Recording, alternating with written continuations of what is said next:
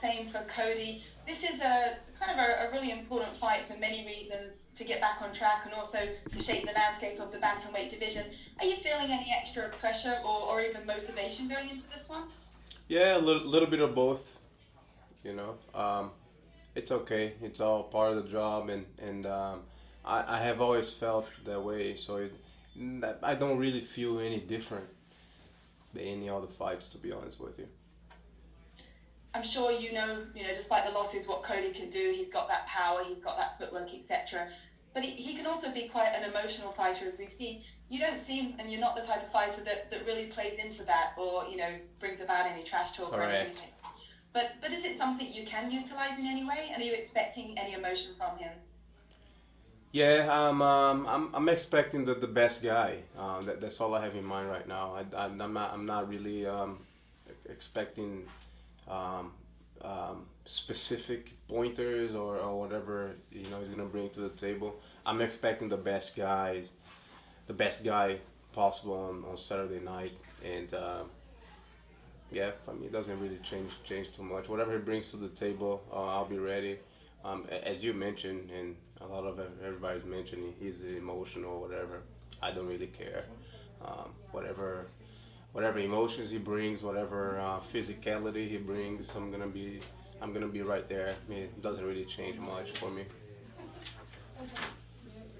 And you're probably aware that he's been over the East Coast training with Mark Henry as well as Ricardo Almeida, the guys that could really help with the ground game, the grappling, that side of things. Uh-huh.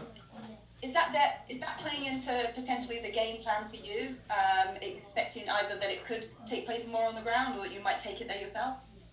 Yeah, I'm gonna be. Well, it's not, but to answer the detail there, but I'm training. I train every area, so I'm not going with just a plan A. I'm going into this fight very well trained in all areas, so I don't really care where he's training, where this is gonna, what his changes were, what his changes are. Um, doesn't really make a difference for me. I know the goal for you is still to be the bantamweight champion, and with Henry Cejudo vacating the title, and we obviously have that vacant title up for grabs now with Petr Yan and Jose Aldo. How far off do you think you are from that opportunity yourself? Obviously, this is the co-main event. Right. There's other obviously strong bantamweights on the card as well. What do you feel you've got to do to make sure you're there or thereabouts when it comes to who faces the winner of that vacant title bout? Yeah, I gotta have a good performance, like every fight. It's not just because this is a co-main event against Cody Garbrandt, um, but every fight I gotta make sure that I bring the best Raphael Assuncao that night, and that's what I'm gonna try to do that night. No extra pressure though, as there's all the bantamweights there with the vacant title. Once it comes fight time, yeah, I shut everything off, and it's just game time. Doing everything I can to win. And last question from me. I know you've seen a lot in your long career, but this time obviously it's going to be an empty arena, and the fight week, Las Vegas itself, has a very different feel about it. Is that a good thing for you? Taking away potentially any pressure, or are you going to miss Yeah, the crowd and miss the bigger cage? yeah, it's not a the good thing for me, or it's a bad thing for me. It's just what it is now. I mean, times is crazy right now. Uh, Amidst everything that's going on, it's okay. I fought. My first professional event was a very small crowd. It was a private event. It was my first professional event. It was very a crowd of 75 people, 100 people. I still have a lot of remembrance of that event. Um, so like I said, it's not good. It's not bad. It is what it is right now. Um, and I'm gonna try to cancel all that. If there's crowd or not, and just do me on Saturday night. So back to how it was in the beginning. Well, best of luck with that, Raphael. Thanks for talking. Thank you. And we will take our next question from Jim Barcelona with Miami Herald. Miami Herald. Hey, thank you so much. Yes, in South Florida. I was going to ask you, how are you, your family, friends where you are now, and also in Brazil? How's everyone doing during all the pandemic and everything?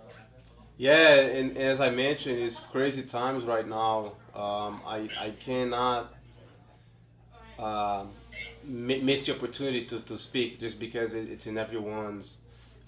It's current now, and it's crazy times right now. The family is good. My mom lives in Recife.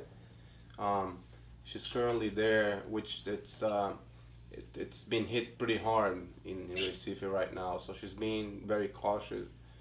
She's taking all her measurements, obviously, of social distancing and and you know amidst the pandemic there in Brazil in Recife. And back home where I live in Atlanta, we're doing the same thing. We're taking precautions. We're doing everything we can. Even reopening the gym up there at Ascension, as well. My trainer's gym at ATT is also reopening, and we're taking all the measurements to make sure everyone's safe, and we're gonna get through this. You are a very focused fighter. You've been fighting. You have many fights. You're very experienced. And it's interesting because this card has many bantamweights on the card. Right. Do you think this is a good time too? Not only you're showcasing yourself, obviously, but showcasing the bantamweight division. Yeah, it's great card, great bantamweight card, and yeah, it's always for me. I try to neutralize all the factors, right? So the extras comes along, and what I try to do, and the way the type of guy I am, I try to neutralize everything, and it's me there, right? So I don't put extra pressure on me. Oh, I have to do this, do that, because I I'm gonna do my best out there, and I'm gonna come victorious. At the end of the night, that's all I have in mind right now. Being mentally focused. It's interesting because, am I right? And your last fight was in August, so almost a year.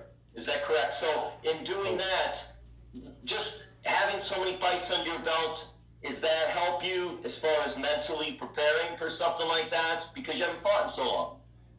Yeah, yeah. I have taken times off, like with injuries, unfortunate injuries, and different factors.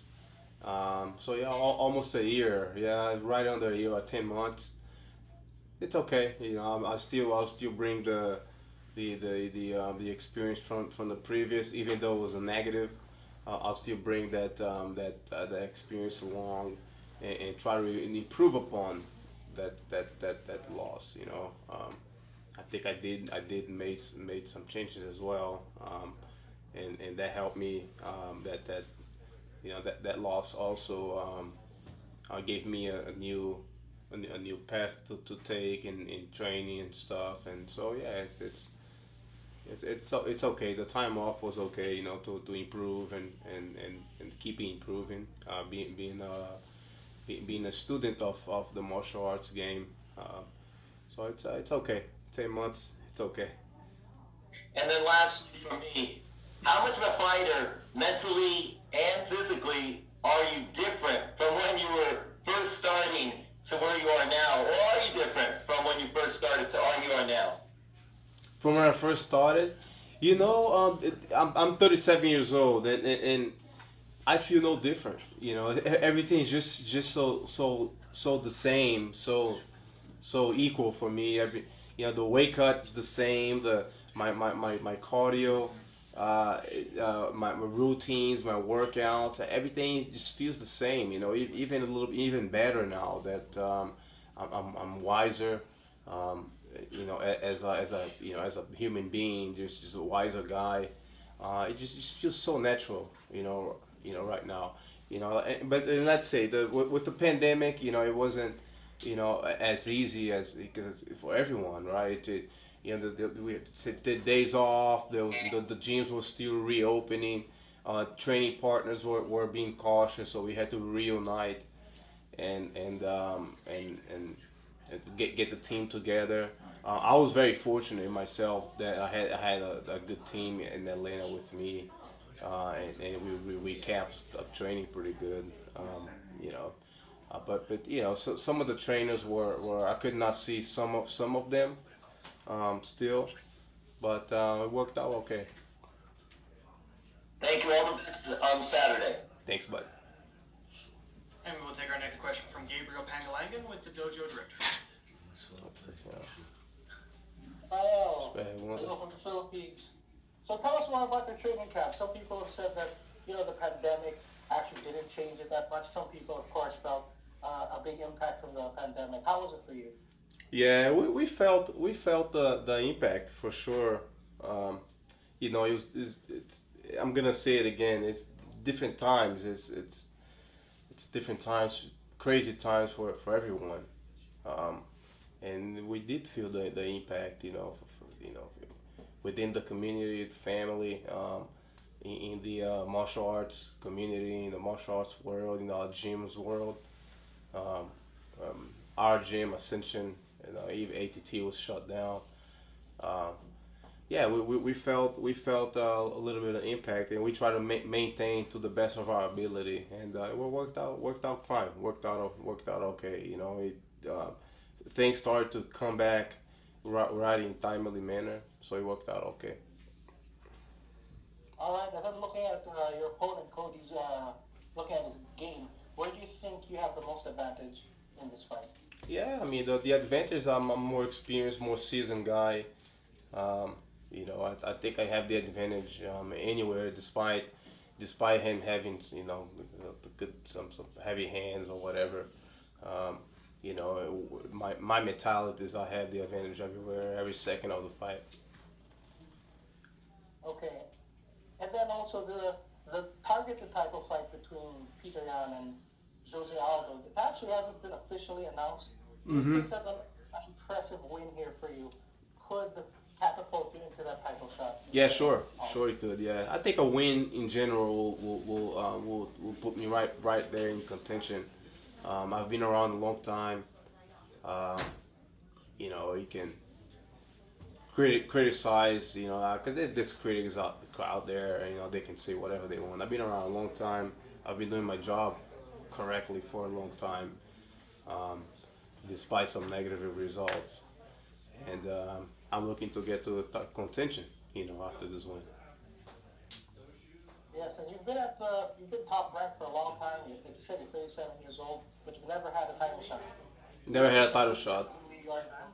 Never had a title shot. Well, we had two opportunities, and we got injured. I could not sign the bout agreement in two different occasions, which was my two of my worst injuries. So bad timing for me as well. Okay, so but you believe that this is the opportunity that you will get that title shot soon? Yes, sir. All right, best of luck with that, sir. Thank you very much. Thank you. And we will take our next question from Yago Hedua with Revista Tatami.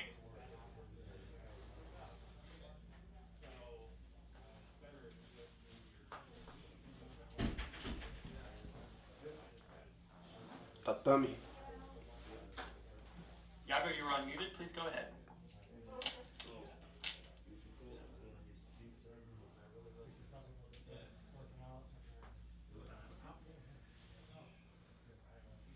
Bem, aqui é o Iago da Tatami. We can hear you, Yago. Please go ahead. Rafael, Opa. oi, tudo bem, Rafael? Tá me ouvindo bem? Tô sim. Opa, você vem de uma sequência negativa de duas derrotas.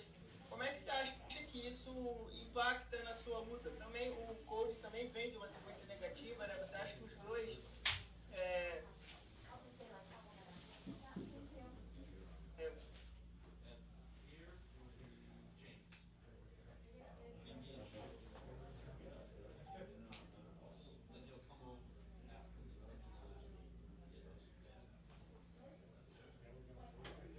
Okay, I think we're having some connection issues with Yago. We're going to circle around with him. We'll take our next and last question with Mark Raimondi from ESPN. Mark, you're unmuted. Please go ahead. Hey, Javier, how are you? Good, man. How are you? Good. Real quick, you fought both Aljamain Sterling and Corey Sandhagen, and they're in a big bantamweight fight. Obviously, your division, something that means something to you as well for this fight. How do you see that one going? Do you have a prediction for that one? Yeah, it's a good fight. I mean, both as of right now, they're you can tell, you can say they're both experienced guys in the division now. Yeah, I see a pretty good fight. I don't have a prediction, but I see a pretty good fight. Both of them are on the taller scale of the bantamweight division. Good fight. Good fight. I'll be sneak peeking from backstage for sure. They both have kind of different styles compared to one another. Do you see any one of those styles having an edge over the other in this fight? Yeah, I don't see an edge right off the bat like that. And it just different, right? Aljamain kicks a little bit more, and Sandhagen is longer. Utilizes his hands a little bit longer. Yeah, I see a pretty nice stylistic, matchup there. Good fight. Good fight. Thanks, Raphael. Appreciate it. Thanks, man. Thank you, Raphael. That is all the time we have for you, sir. You are good to go. Thanks, guys.